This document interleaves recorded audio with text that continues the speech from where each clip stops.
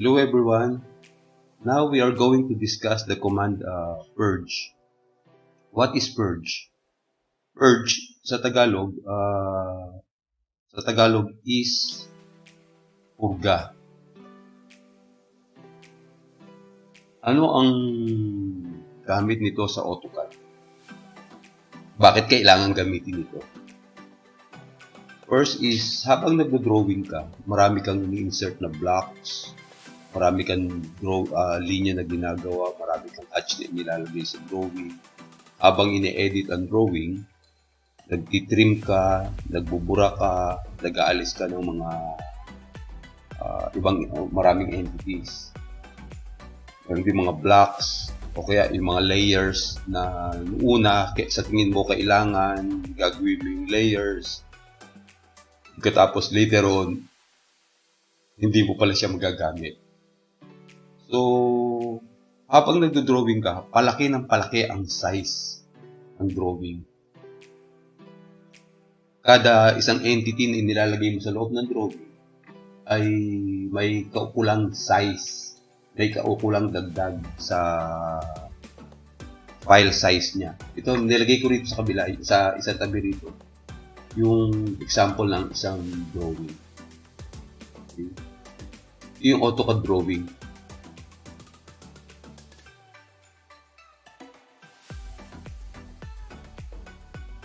Nakikita nyo, ang pangalan ng drawing niya, Level 1, Koi Pond Piping. Okay. Ang size niya is 9,768 kilobytes. So, alam natin ang hard disk, either built-in hard disk sa computer, desktop or laptop, or even external drive is limited siya, napupuno siya.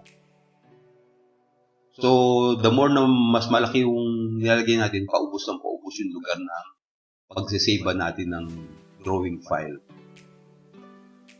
So, ang kailangan gawin is kung ano yung mga hindi kailangan, yung mga sa Tagalog ba yung alaala ng mga ginawa natin na dinrawing natin sa AutoCAD na hindi na kailangan.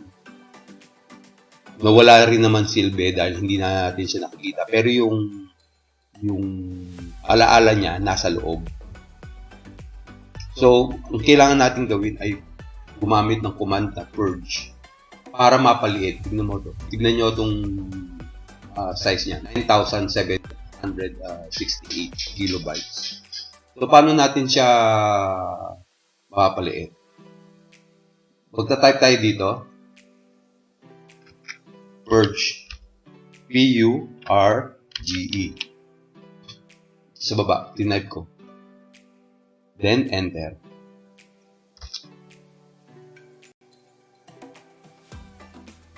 Ayan, binabasa niya yung mga entities o yung mga laman na nasa drawing.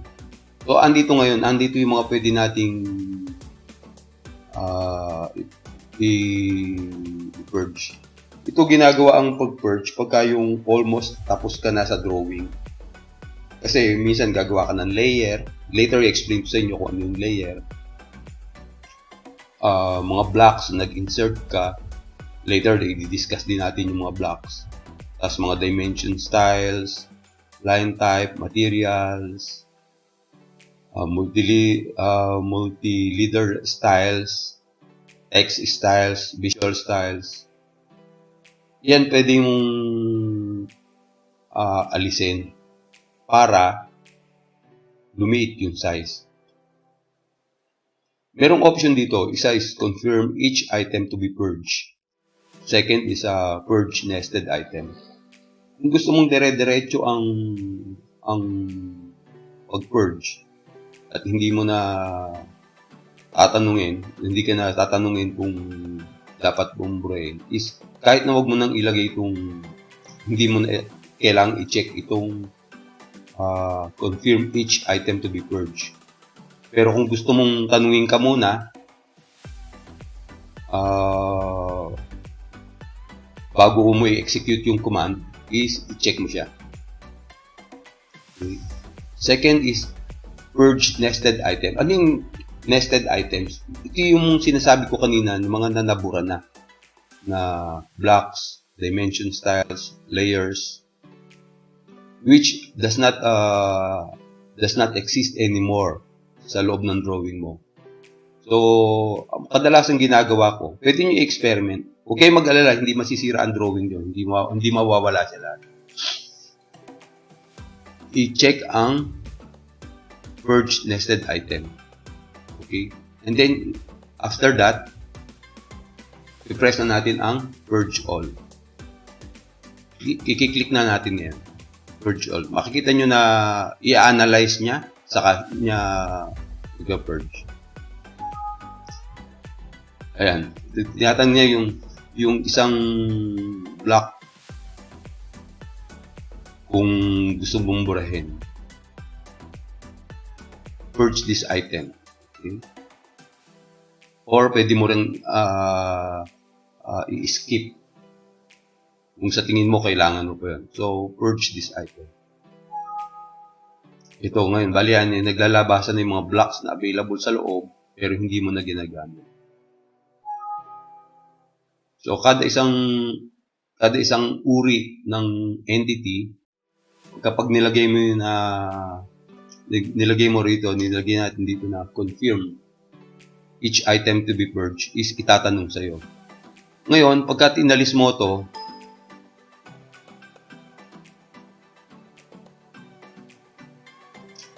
natanggalin natin yung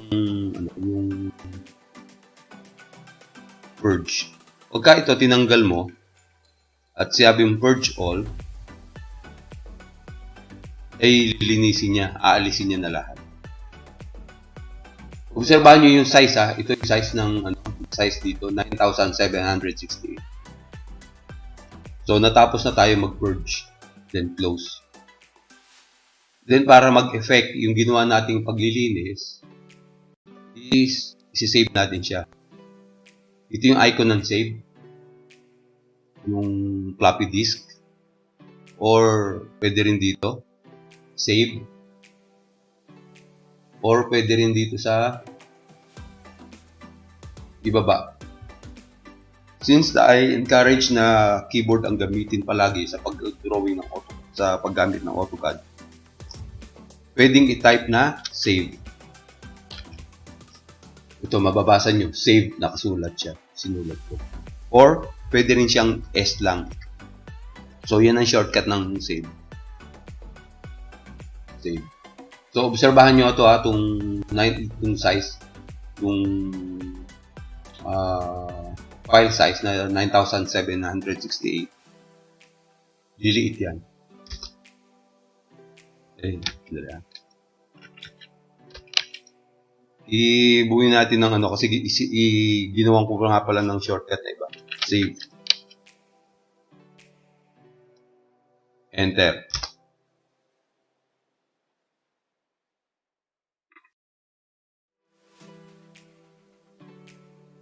Ito tatanong niya kung isi-save ang ganon o tatanong niya yung file name kasi pwede mo siyang i-save as para palitan ng pangalan. So, click na natin yung save. Tatanong niya kung gusto mong palitan, sabi natin yes.